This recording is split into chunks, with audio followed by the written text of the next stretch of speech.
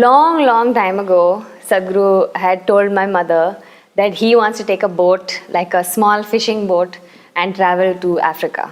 Because there are fishing boats that used to make that trip, and there are catamarans that do these things. He wanted to travel for 6 months. So being in the ocean, being out in this expanse of water is definitely something that I thought he would be, excited, and he would be able to enjoy and not just be focused on event after event, interview after interview. How wrong I was about those 2.5 days.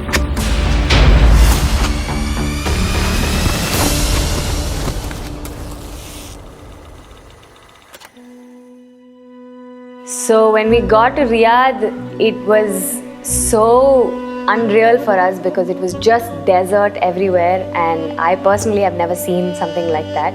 We were all in a bus, and in that bus we're all sitting and we can barely see outside the windscreen.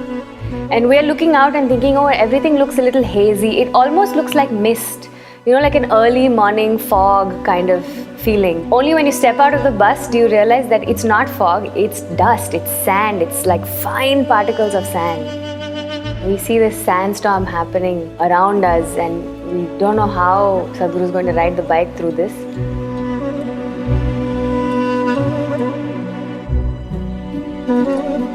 I don't think any of us really considered what all he was breathing in, what all he was swallowing when he's riding the motorcycle.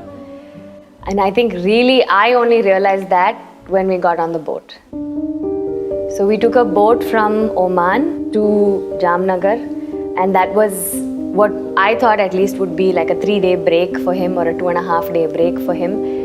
So we get on the boat and we're there for some time. We meet the whole crew, the captain, everybody. That first day we were all okay, and then the second day in the morning when we saw him, he was not looking so well, and I asked him, have you slept and all of that. He said, I'm fine, and then he started coughing. And when he spat it out, it was like balls of sand and mud in the phlegm, like not just little bit, some dust in the phlegm. It wasn't like that. You could see like particles of sand and mud that was coming out of his lungs. I never even knew that much sand can go into somebody's lungs and that it can come out like this. Seeing him cough up these, balls of mud, I don't know, has something happened to his lungs? Is it, is it like a serious thing? Do we need to get a doctor to look at his lungs? Like, what is the situation? I don't even know. All I know is he's coughing, he's losing his voice, he's not able to speak for more than a few minutes at a time, and even when he speaks kind of softly. And then we're trying to check, are you okay? Can we get you some medicine? Can we do something? He says, no, I'm fine. He's asking me, are you okay? I'm okay, you leave this, you go check, make sure everybody else has eaten, make sure everybody else is okay. And I'm looking at him, he's so weak and he's sitting down, he's not able to stand up comfortably. It was unreal kind of to see him in that state. But still in all of that, he is not saying anything. He is just saying, I need some time to rest, I have some writing to do. I'm okay. But you can see that he's not okay. Because he was running such high temperature and because he was coughing and he couldn't speak. We didn't know how unwell or how well he was because he won't say anything to us.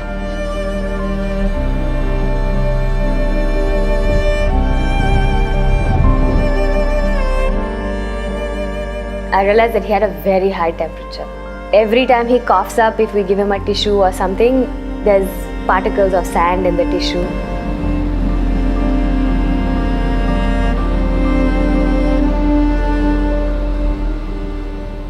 So on the second day, we went out on the deck, and in the boat, that corner, that tip, we had placed a small stool for him to sit, and the video team wanted to take some nice videos and things like that. So he went there and he sat and he was sitting on a stool and he was there for some time.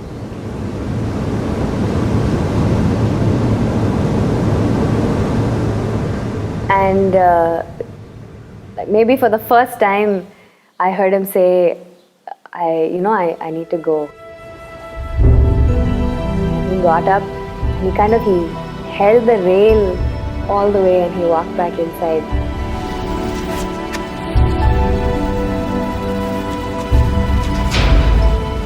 and he went to his room. It was a little unreal to see that he needed the support of something else just to walk, that 10 or 15 feet, just to walk that distance. He needed the support of the rail to, make it back into the room.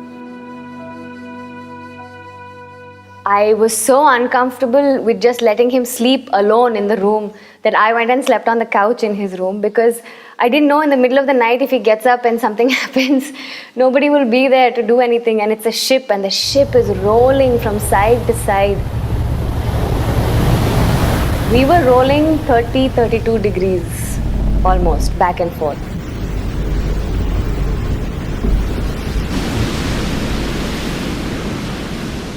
It was a rough journey for all of us, but for him particularly, because he was already unwell and you can't really rest because your body is constantly in motion. And he would cough and we'd say, "Are you okay? Would you need this?" He's, "No, I'm fine." And he'll take a minute and then he will continue doing whatever he needed to do.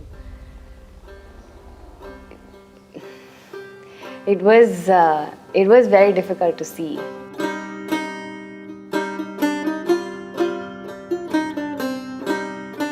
Sadhguru said, "Why don't you have the crew come together? We'll include them in the movement. We'll talk to them about SaveSoil and everything." So we got the crew together in their meeting area, which was downstairs.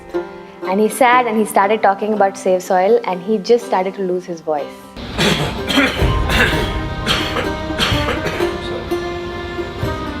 You want to put back organic? He would say something and then he would cough and he would say, "Excuse me," and then he would say it again.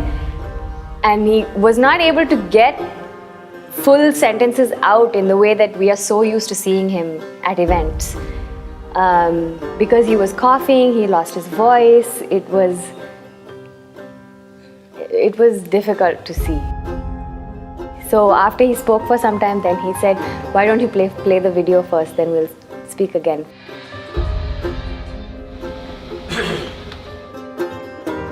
He kind of needed to take those few minutes of a break because he was not able to speak for a long time continuously. Somewhere when we were in the boat, I was really thinking, it doesn't matter if he wants to do 100 things. The rest of us need to make sure that he doesn't, because it's inhuman. It's not superhuman. It's inhuman, the kind of conditions that he was going through. We reached the port in Jamnagar and he just stepped off the boat and he just went into the crowd, he spoke there, and when he coughs, he apologizes, "I'm sorry, I'm just a little..." And he speaks. Then I thought from there we're going straight to wherever we were supposed to stay. And there was a naval event after that. He spoke there. There also, when he's speaking, you can hear, his voice is not the way it sounds. Usually it's very rough and he's and then he'll speak again, or he'll cough and he'll say, "Excuse me, I'm very sorry." Almost apologetic that he's not well, without actually saying that he's not well. From there we went and they had a big welcome. It was a long event for another 1 hour, 1.5 hours. He's speaking continuously. You got to make this happen. It was incredible to see, but it was also a little painful to see because we had seen how he was the previous 2-3 days, and all we wanted was for him to rest for some time.